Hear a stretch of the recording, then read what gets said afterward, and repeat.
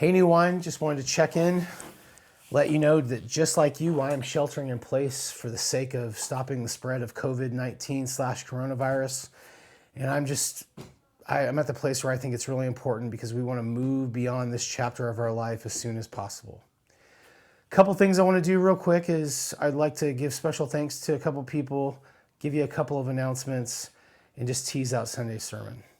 First of all, special thanks to Zachary Bashirtosh, Marcus Navarro, Stephen Davis, Bobby Furr, Eric Sanders, and the crew from Jason's Retreat who have helped us move so far beyond what I thought possible a week ago to the place where it is now at our new location that's going to be on the corner of 24th and G Street. I'm super excited about it. As soon as this mandatory stay in place is lifted, we will be at this new place, and I think it's just going to be a great new chapter in our church. But without those folks I just mentioned, Zachary Bashirtosh, Marcus Navarro, Stephen Davis, Bobby Furr, Eric Sanders, and the guys from Jason's Retreat who came and helped, it wouldn't even be on our radar as a reality. But they helped, and so, we are further along than I thought possible, just a week ago. So thank God for them. Two is that we have decided not to stop any of our programs. We are having Restore. We are having cohorts starting next Wednesday. It'll be an all-church cohort with me leading it via Zoom. We are having the men's Bible study and so the Restore, the cohorts, and the men's Bible study all via Zoom. Thank God for whoever created Zoom because we're able to stay in community, which is super important, and discuss the Bible and spiritual things.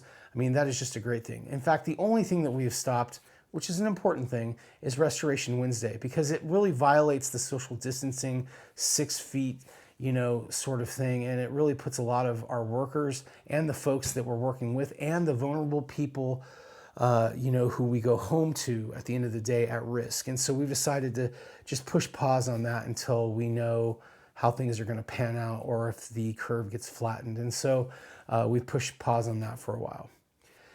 The other thing that we have not stopped is Sunday service. Every Sunday at 11 a.m. there is a virtual gathering.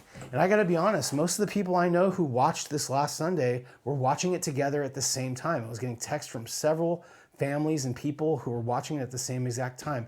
And that's the great thing about YouTube Premiere is that you can't watch it before. It starts at 11 a.m. and there's like a little cool countdown that happens right up to it. And, I think it's awesome that we can do that at the same time. And that will be happening this Sunday at 11 a.m.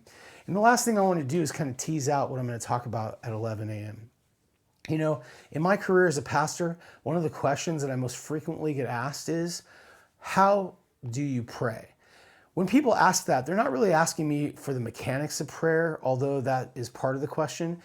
They're asking me how to pray effectively. And the Bible has a lot to say about that, but I've also heard a lot of explanations that I think are not very biblical about that. For instance, most of these explanations, by the way, come from pastors or people who teach seminars on prayer. But most of the times people will answer, the prayer of faith is the type of effective prayer that God expects you to pray. Meaning that you pray with enough faith, it's kind of like putting the quarter in the vending machine and whatever you pray for, you're going to get right back. The other, thing that people talk about generally as an answer to how to pray is they talk about form. I don't know if you guys remember the book Prayer of Jabez. A lot of people, read that book and believed that if you prayed the way that Jabez in the Old Testament prayed, that was the correct form to pray to God so you could get what you were asking for from God. I know I did that. And there's nothing wrong with that, but the problem is that I don't think that praying with enough faith or in a correct form is actually a good answer to the question, how to pray. Because if you're asking how to pray effective prayers, I think that you have to start with honesty. Honesty is the type of prayer that is effective. Like when we can, bare our soul to God and we can be real with Him and tear away all the falsehood and all of the cute little mannerisms or, things that we think God wants to hear from us. That's an effective prayer. In fact, the way I'm going to say it on Sunday is That's the only type of prayer that is worth praying, is if we're honest and we keep it real with God.